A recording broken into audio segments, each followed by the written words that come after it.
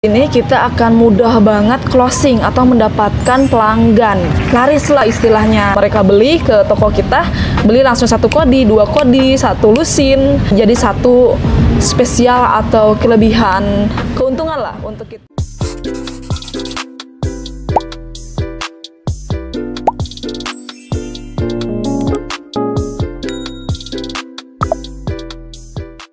Assalamualaikum warahmatullahi wabarakatuh. Kembali lagi di channel YouTube kita, Livepreneur Project. Dan jangan lupa tonton terus dan pantengin terus YouTube channel kita, karena di sini kita akan sharing. Kita juga akan berbagi tips, tutorial, dan info-info seputar bisnis. Oke, kita lanjutkan video sebelumnya.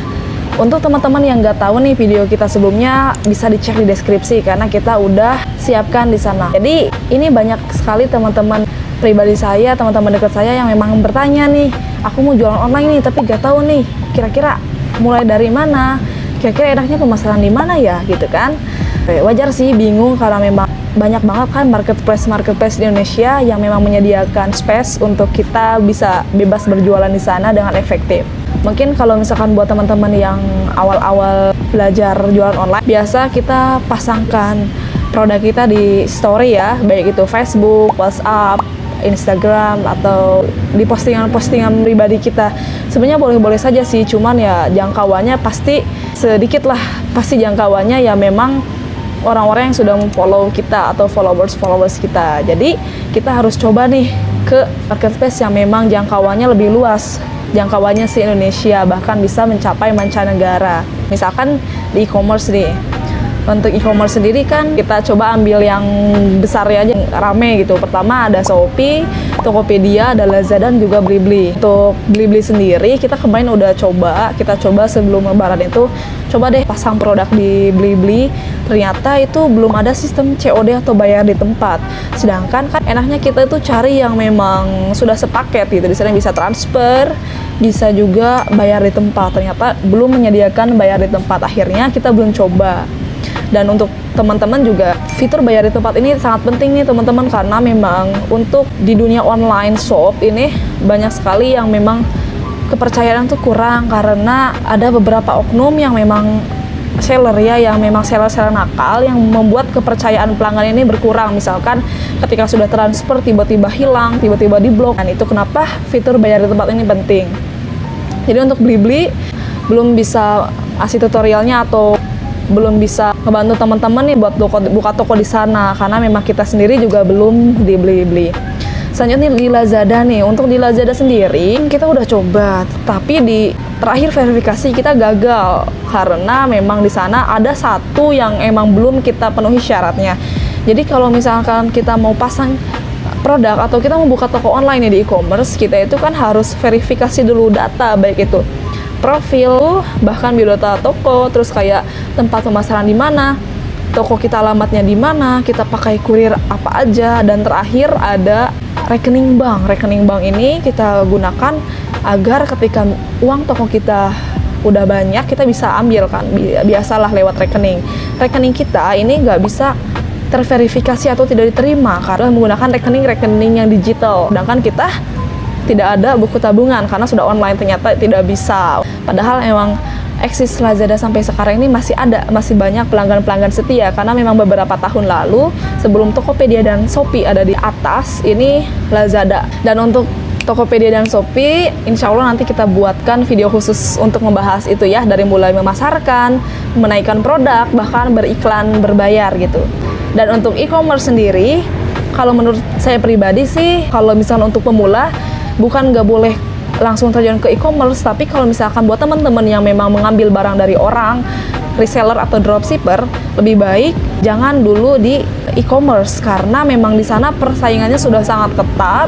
Perang harga maksudnya gimana? Karena memang produsen tangan pertama langsung memasarkan di sana. Kalau misalkan teman-teman jual produk dari Nestle, ya menaikkan harga kan, kita ambil dari Nestle, naikkan harga, jual di e-commerce, ya kita akan kalah karena Nestle-nya sendiri biasanya langsung memasarkan di sana. Itu sebagai contoh. Jadi untuk teman-teman yang dropship dan reseller, lebih baik kita gunakan Facebook Marketplace. Ini sudah terbukti, banyak juga yang menggunakan, banyak juga testimoninya.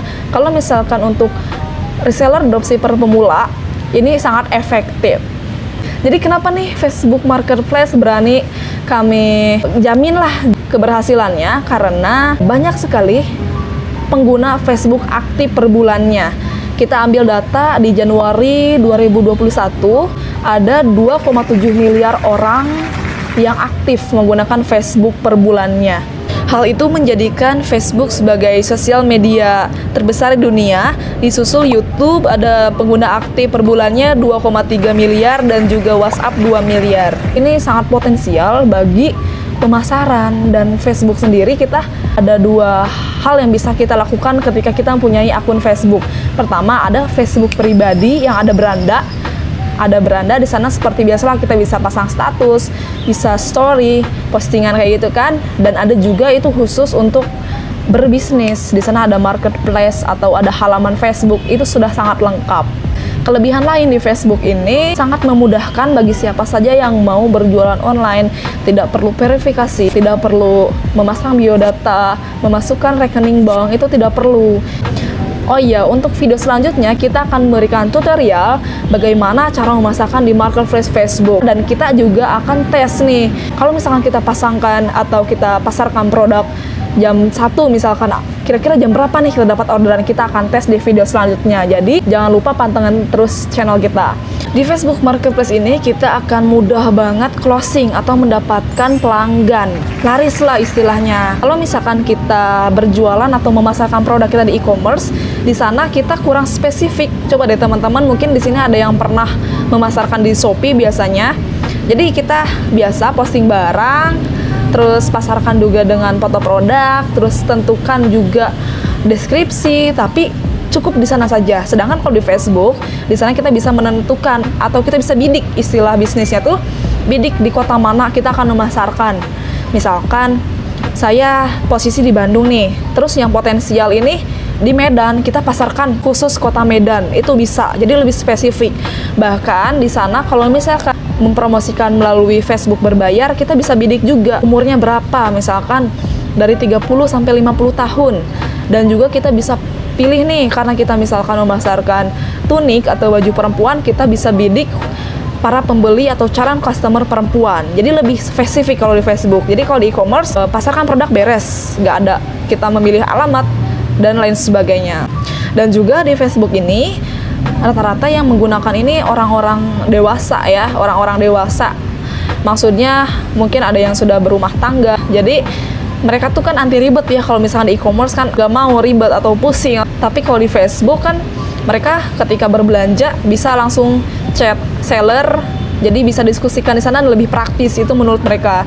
Ini menjadi satu kelebihan untuk kita sebagai seller. Kenapa? Karena rata-rata mereka itu berbelanja untuk stok di toko mereka, jual di tetangga. Pembeli kita juga punya grosir teman-teman, jadi ketika mereka beli ke toko kita, beli langsung 1 kodi, 2 kodi, 1 lusin, jadi satu spesial atau kelebihan, keuntungan lah untuk kita ketika memasarkan di Facebook. Jangan lupa nanti di video selanjutnya akan ada tutorial bagaimana memasarkan di Facebook, dan kita akan buktikan. Nah, ramai terus kan? Tiap harinya tuh selalu ada aja yang nanya. Dan saya pernah pasarin loh di sini mobil nih, Grand Livina. Dari tanggal pertama langsung ke customer tanpa perantara. Lumayan dong, dan langsung terjual dalam beberapa hari aja. Enak kan, bisa hemat, jual mobil tanpa perantara bisa di sini juga. Banyak juga nih yang nanya-nanya Grand Livina kemarin. Banyak yang ngechat, banyak juga yang langsung datang ke rumah dalam beberapa hari. Gampang kan? Oke teman-teman yang masih bingung dari penyampaian saya, atau misal ada yang mau ditanyakan atau mau dibuatkan video mengenai informasi apapun, seputar apapun mengenai bisnis, bisa tulis di komentar, nanti kita balas. Dan jangan lupa di komen, like, subscribe, dan nyalakan loncengnya agar teman-teman bisa dapat informasi terbaru dari apa yang kita share. Oke, terima kasih.